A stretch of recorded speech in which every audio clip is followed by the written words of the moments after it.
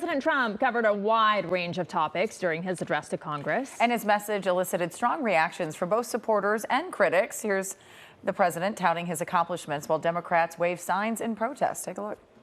We've accomplished more in 43 days than most administrations accomplished in 4 years or 8 years, and we are just getting started.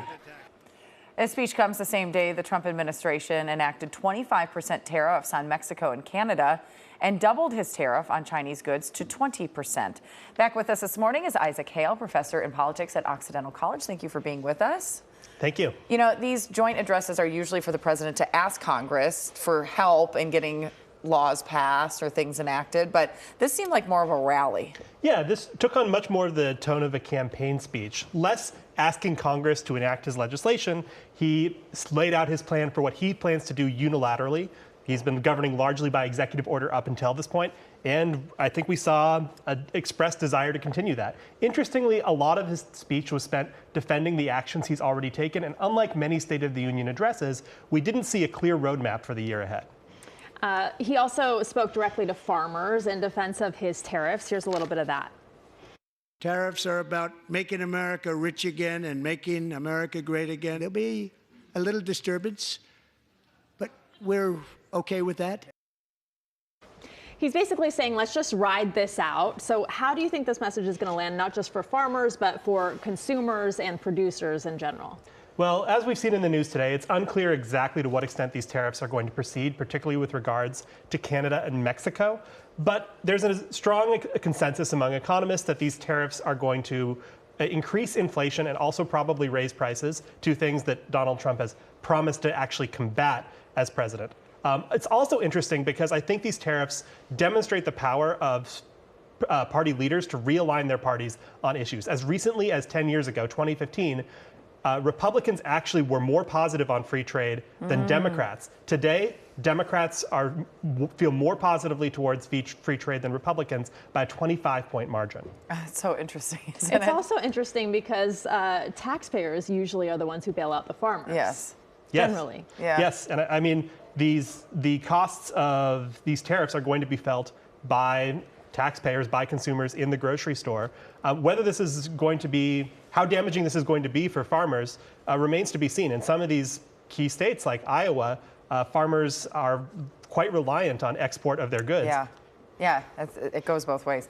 The Democrats we want to talk about a little bit. They staged a protest last night. We, of course, saw Congressman Al Green causing a disruption, eventually removed from the area. Other members held signs up saying this isn't normal. It was ripped out of her hand. You know, there are all these different things. Are these types of things, you know, do they work?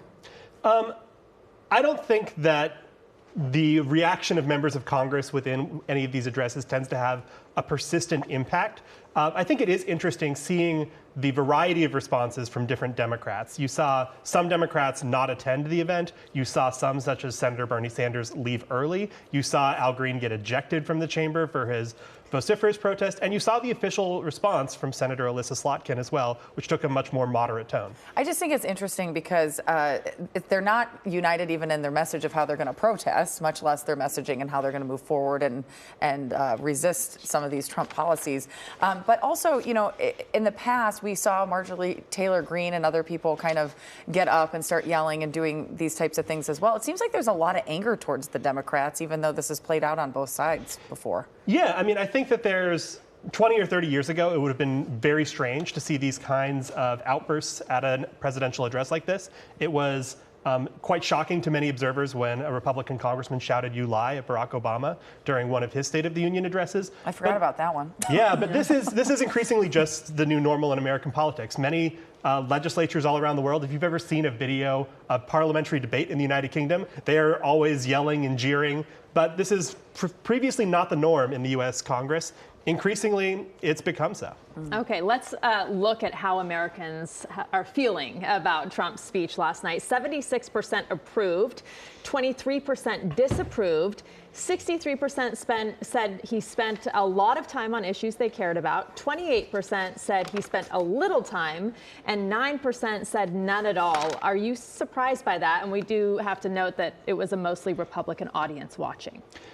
Yeah, so I do want to emphasize that point you just made. This is mostly a Republican audience. If you think about who's going to be tuning in for a presidential address from Donald Trump, it's going to largely be folks who are interested in hearing what he has to say and are already favorably inclined towards the things he's going to talk about. If you look at polls of all American adults, Americans have a mixed opinion. Americans tend to have positive views of how Donald Trump so far has handled things like immigration or energy, but tend to have a negative view of how he's handled things like federal firings or restructuring of the government. Okay, Isaac Hale, thank you so much for being with us this morning. Appreciate it.